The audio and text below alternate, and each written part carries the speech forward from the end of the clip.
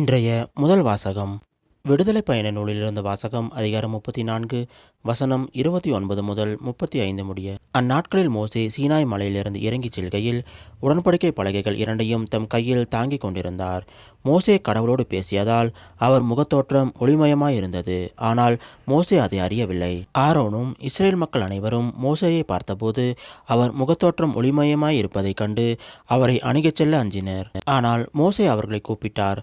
ஆரோனும் மக்கள் கூட்டமைப்பின் தலைவர்கள் அனைவரும் அவரை நோக்கி வந்தனர். மோசேயும் அவர்களிடம் பேசினார். பின்னர் இஸ்ரேல் மக்கள் அனைவரும் அவர் அருகில் வந்தனர். அப்போது ஆண்டவர் சீனாய் மலையில் தமக்கு அறிவித்த அனைத்தையும் அவர் அவர்களுக்கு கட்டளையாக கொடுத்தார். மோசே அவர்களோடு பேசி முடித்த பின் தம் முகத்தின் மேல் ஒரு முக்காடு போட்டுக்கொண்டார்.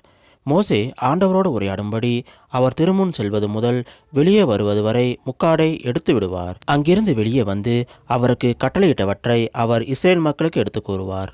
இஸ்ரேல் மக்கள் மோசேயின் முகத்தை பார்க்கும்போது மோசேயின் முகத்தோற்றம் ஒளிமயமாயிருக்கும். மோசே ஆண்டவரோடு பேச செல்லும் வரை தம் முகத்தின் மேல் மீண்டும் முக்காடு போட்டுக்கொள்வார். இது ஆண்டவர் வழங்கும் அருள்வாக்கு. இறைவா உமக்கு நன்றி.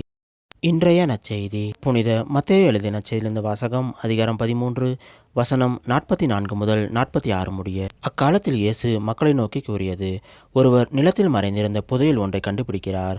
அவர் அதை மூடி மறைத்துவிட்டு மகிழ்ச்சியுடன் போய் தமக்குள்ள யாவற்றையும் விற்று அந்த நிலத்தை வாங்கிக் கொள்கிறார்.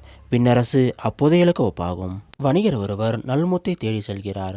விலையுயர்ந்த ஒரு முத்தை கண்டவுடன் அவர் போய் தமக்குள் யாவற்றையும் விற்று அதை வாங்கிக் கொள்கிறார். விண்ணரசு அந்நிகழ்ச்சிக்கு ஒப்பாகும். இது கிறிஸ்து வழங்கும் நற்செய்தி. கிறிஸ்துவே உமக்கு புகழ்.